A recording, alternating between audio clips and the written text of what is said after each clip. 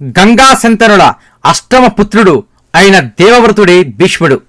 వార్ధక్య దశలో శంతనుడు సత్యవతి సౌందర్యానికి దాసుడై మన్మథ వశవర్తి అయి విరహ వేదనతో వ్యాకుల శయాగతుడైతే ఈ సంగతి తెలిసిన దేవవ్రతుడు తన తండ్రి ఆనందం కోసం, సుఖ సంతోషాల కోసం స్వసుఖాలను, జీవన మాధుర్యాన్ని తృణప్రాయంగా త్యజించి నా జీవితంలో వనితకు వివాహానికి తావులేదు అన్న సత్యవతికి వాగ్దత్తం చేసి అరణాంతం ఆ భీషణ ప్రతిజ్ఞకు కట్టుబడిన త్యాగశీలి.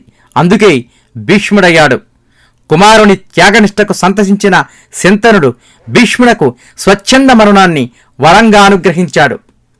కురుక్షేత్ర రణక్షేత్రంలో ధర్మహోమాగ్నికి అధర్మపరులను సమిధలుగా, అవినీతి వర్తనులను హావిస్సుగా, అరివీరుల హాహాకారాల స్వాహాకారాలతో యోగీశ్వరుడైన శ్రీకృష్ణుడు స్వయంగా జరిపించిన ఆహ్వాయజ్ఞాన్ని ఒంటి చేత్తో 10 రోజులు నడిపించిన నిరుపమాన ధనుర్విద్యా పితామహుడు భీష్ముడు.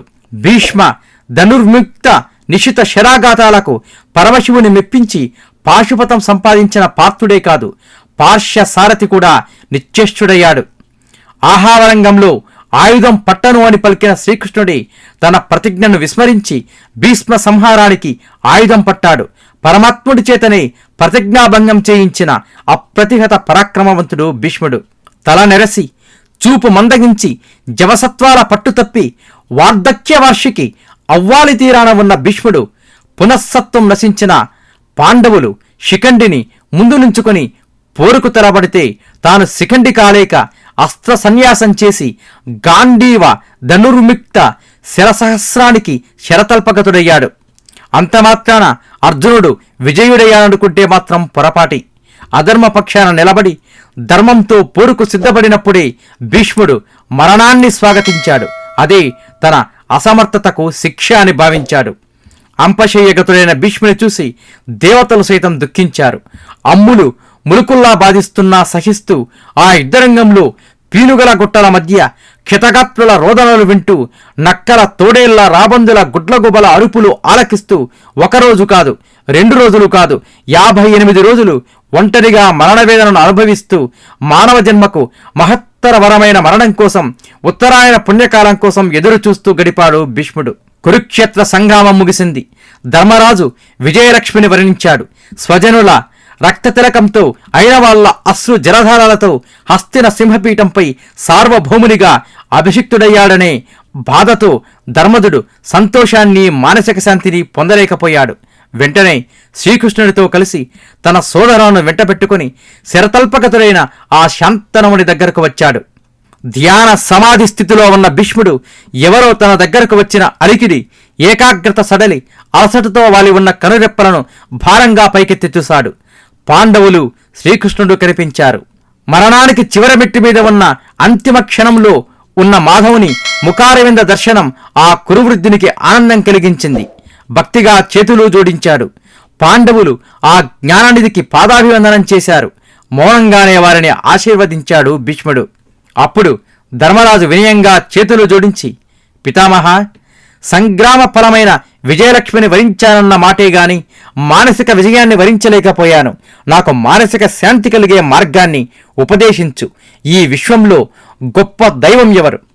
ఎవరిని కీర్తిస్తే సుఖ సంతోషాలు లభిస్తాయి? ఎవరిని అర్చిస్తే సకల శుభాలు కలుగుతాయి? ఎవరిని శరణుగోరితే ఈ భయంకర సంసార సాగరం నుంచి విముక్తి కలుగుతుంది అని ప్రశ్నించాడు.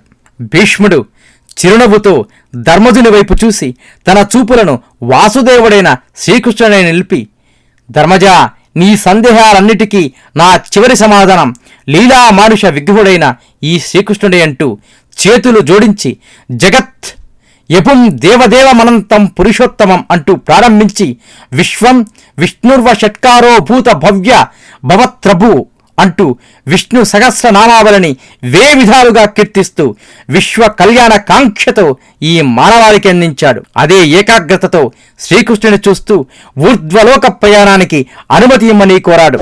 శ్రీకృష్ణుడు దీవిస్తూ, గాంగేయ, నీ భక్తి పారవశ్యం నాకు ఆనందం కలిగించింది.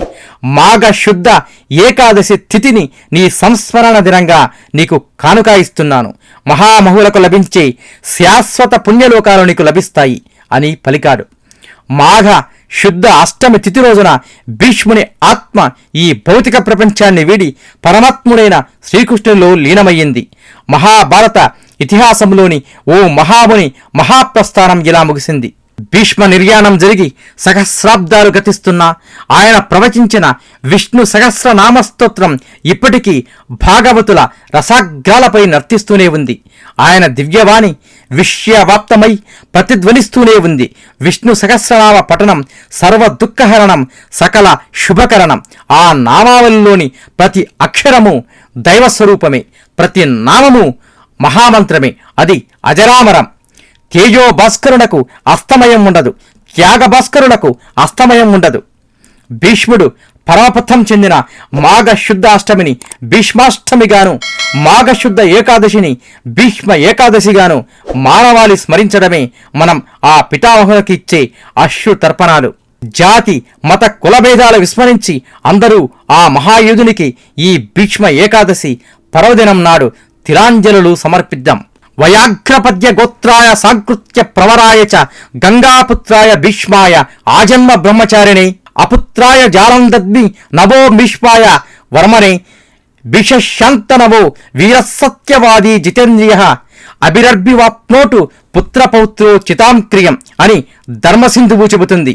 అంటే వ్యాఘ్రపాద గోత్రమందు జన్మించిన వాడు సాంకృత్య పౌరుడు, గంగాపుత్రుడు, ఆజన్మ బ్రహ్మచారి, అపుత్రకుడైన భీష్ముడకు తర్పణములు ఇచ్చుచున్నాను.